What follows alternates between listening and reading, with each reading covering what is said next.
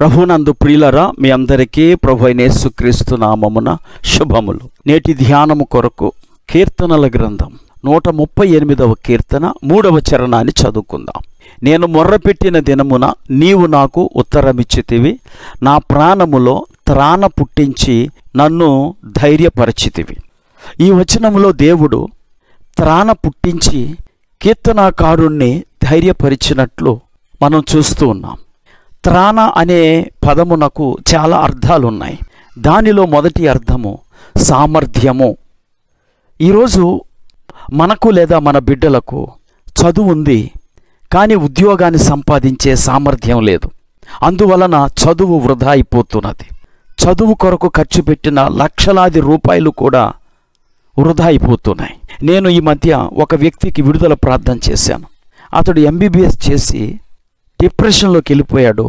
ఆత్మహత్య ఆలోచనల చేత బాధపడుతున్నాడు. ఇంతకీ అతడు ఎందుకు అలాగా మారిపోయాడంటే, చదువు ఉంది కానీ ఉద్యోగం రాలేదు. సరికదా అతని క్లినిక్ కూడా సరిగా నడవలేదు.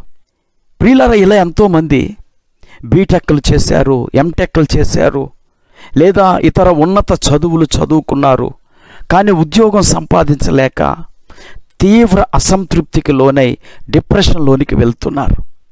మనం మన బిడ్డలను చదివించేది వారు తమ జీవితంలో స్థిరపడాలని, వారి జీవిత అవసరాల కొరకు డబ్బు సంపాదించి సుఖంగా బ్రతకాలనే కదా.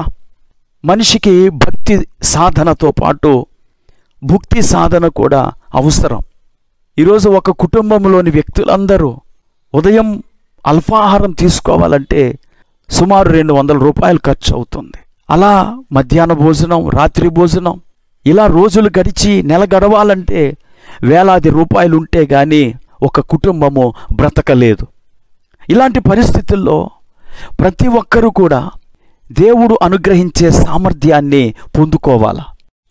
దేవుడు మనకు సామర్థ్యం ఇస్తేనే మనం ఉద్యోగంలో కానీ వ్యాపారంలో కానీ రాణించి భాగ్యము సంపాదించుకోగలం.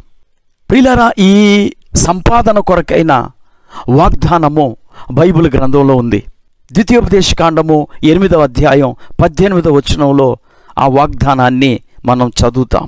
కాగా నీ దేవుడైన యెహోవాను జ్ఞాపకం చేసుకొనవలెను, ఏలయనగా తాను నీ పితరులతో ప్రమాణము చేసినట్లు తన నిబంధనను నేటివలే స్థాపింపవలెనని మీరు భాగ్యము సంపాదించుకొనుటకై మీకు సామర్థ్యము కలుగచేయువాడు ఆయనే.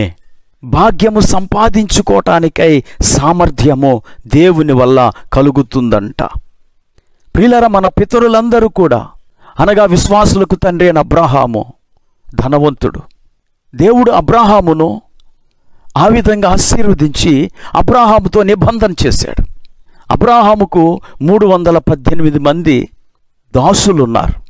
ఆ 318 మంది కూడా తన ఇంట పుట్టి అలవరచబడిన దాసులు. ఆ దాసుల సహాయముతోనే లోతు మరియు లోతు కుటుంబము చెరపట్టబడినప్పుడు ఆ రాజులతో యుద్ధం చేసి లోతు కుటుంబాన్ని ఇంకా సొదొమ గొమొర్రా ప్రజలను విడిపించాడు. ఇంత ధనవంతుడు అబ్రాహాము. రాజులను సైతం ఎదిరించి జయించే శక్తి కలిగిన వాడు అబ్రాహాం. అబ్రాహాము కుమారుడైన ఇస్సాకు కూడా ఫిలిష్తీయులు అసూయపడేటంతగా అతడు అభివృద్ధి చెందాడు. ప్రియులారా, ఈరోజు మీరు కూడా ఆశీర్వదించబడతారు. మన దేవుడు అబ్రాహాము యొక్క ఆశీర్వాదమును యేసుక్రీస్తు ద్వారా మనకిచ్చాడు. ఈ విషయాన్ని మనము గలతీయులకు రాసిన పత్రిక 3వ అధ్యాయం 14వ వచనంలో రాయబడి ఉన్నది. నేను చదువుతున్నాను, చిత్తగించండి. అబ్రాహాము పొందిన ఆశీర్వచనము క్రీస్తు యేసు ద్వారా అన్యజనులకు కలుగుటకై ఈ లోక సంపద చేత అబ్రాహాము ఆశీర్వదించబడినట్లు మనము కూడా ఈ లోకములో దేవుడిచ్చిన ఆశీర్వాదము ద్వారా ఆశీర్వదించబడగలము, లేక భాగ్యవంతులం కాగలం. యేసు ప్రభు ఈ లోకంలో పేదవానిగా ఎందుకు జన్మించాడండి? బైబిల్ గ్రంథంలో స్పష్టంగా ఉంది. ఆయన పేదవాడిగా జన్మించడానికి కారణము మనం ఈ లోకములో ధనవంతులుగా భాగ్యవంతులుగా ఉండటం కోసం. 2 కొరింథీ 8:9 చూడండి. మీరు మన ప్రభు అయిన యేసుక్రీస్తు కృపను ఎరుగుదురు గదా, ఆయన ధనవంతుడై ఉండియు మీరు తన దారిద్ర్యము వలన ధనవంతులు కావలనని మీ నిమిత్తము దరిద్రుడాయెను. మనము ధనవంతులుగా ఉండాలని యేసు దరిద్రుడైపోయాడు. ఈ వాగ్దానాన్ని బట్టి ప్రార్థన చేయండి. దేవుడు భాగ్యం సంపాదించటానికి మీకు సామర్థ్యం ఇస్తాడు.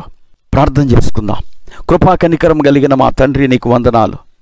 ఈరోజు చాలామంది క్రైస్తవులు పేదవారిగా ఉంటున్నారు, నీ ఆశీర్వాదాన్ని పొందుకోకుండా ఉన్నారు.